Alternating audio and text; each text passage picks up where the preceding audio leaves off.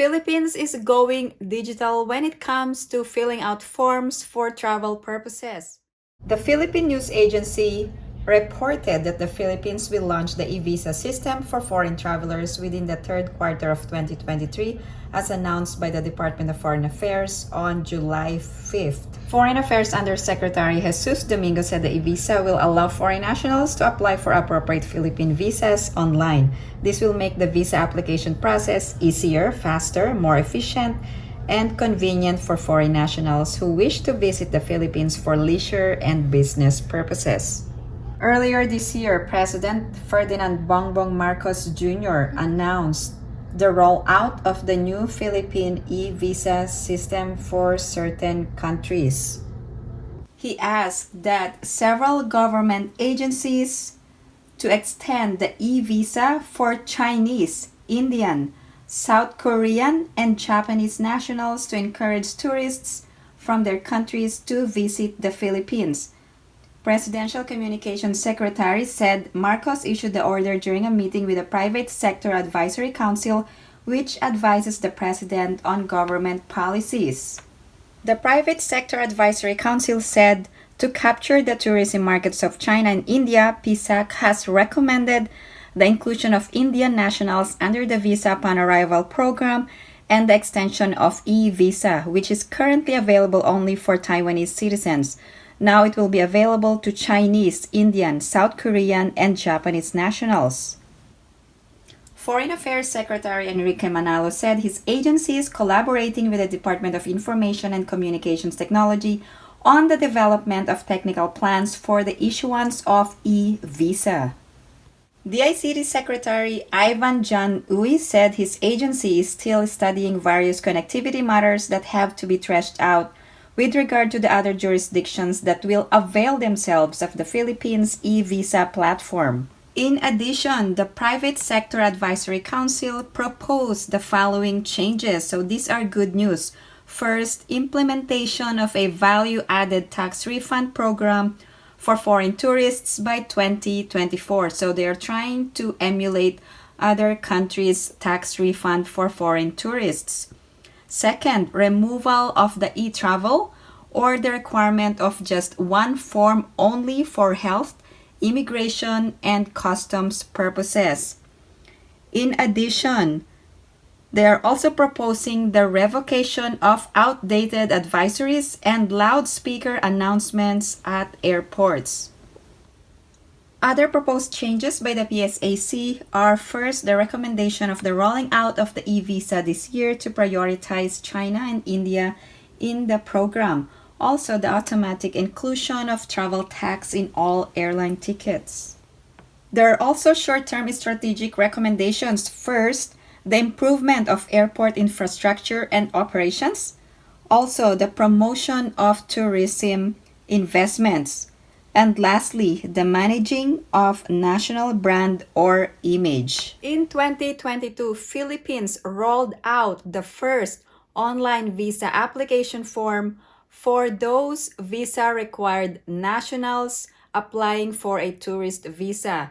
Please remember there are two classifications of tourist visas for foreign tourists. The first classification are those nationals of countries included under Executive Order number 408, and these are specific countries. You will be entitled to a 30 days of visa-free stay in the Philippines, and there is no charge to the visa. The second classification are foreign tourists, and these are nationals who are not included under EO 408. So you must apply for a 9A visa abroad from Philippine Consulate covering your residence. You must also use the new online visa system, and you must pay the visa fee. If your country is not included, you must use the new online visa system, which is the visa.gov.ph, to apply online. To know if you are required a tourist visa to travel in the Philippines, you must refer to the Executive Order number 408.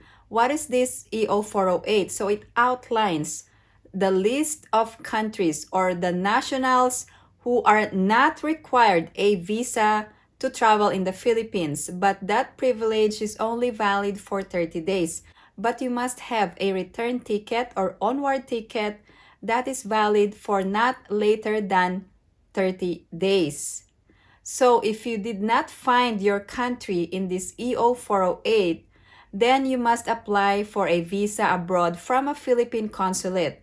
However, the new change is that you must apply online for a visa. So this is an example where Philippines is going digital. Another example that Philippines is going digital, or they are not going to scrap this requirement, is the e-travel system, or this can be consolidated in one comprehensive form. Now, for all passengers going to the Philippines, the QR code will be sent to your email address. So once you have a successful registration, you must either copy or screenshot the QR code, or you can also download the QR code. You must present the QR code for express lane purposes. All passengers must register within 72 hours prior to departure from country of origin. Another reason the Philippines is going digital is their rolling out of the online customs declaration form for all passengers or all arriving passengers going to Terminal 1 of the Ninoy Aquino International Airport, or NAIA. So all passengers going to Terminal 1 must fill out the online customs declaration form. For all other passengers not going to this specific terminal, you can still use the paper-based form. But I think that the Philippines is going to roll out an online customs declaration form for all passengers across all terminals and across all airports in the Philippines. Another important update is that Philippines is getting ready for the new Philippine immigration law, which should be implemented soon. They are going to modernize the immigration system in the Philippines. Now the Bureau of Immigration is aiming for modernization through new technologies and services. Norman G. Tancinco is the new Bureau of Immigration Commissioner. He said that we are looking into ways of modernizing the Bureau through e-services and manless transactions. Not only will this up the level of the agency, but will also serve as a major deterrent for illicit activities. He also said that we will be pushing for the new immigration law that will update the 82-year-old Philippine Immigration Act to ensure that we adapt to modern times. For those who are asking regarding the differences under the current Philippine immigration law, 30 days visa-free for countries under Executive Order number 408, or 59 days for visa-required countries. So we're only talking about the non-immigrant temporary visitor visa. Under the proposed changes, it will be 59 days or not exceeding 2 months. Let's move on to the category. Under the current Philippine immigration law, there is only one category of temporary visitor.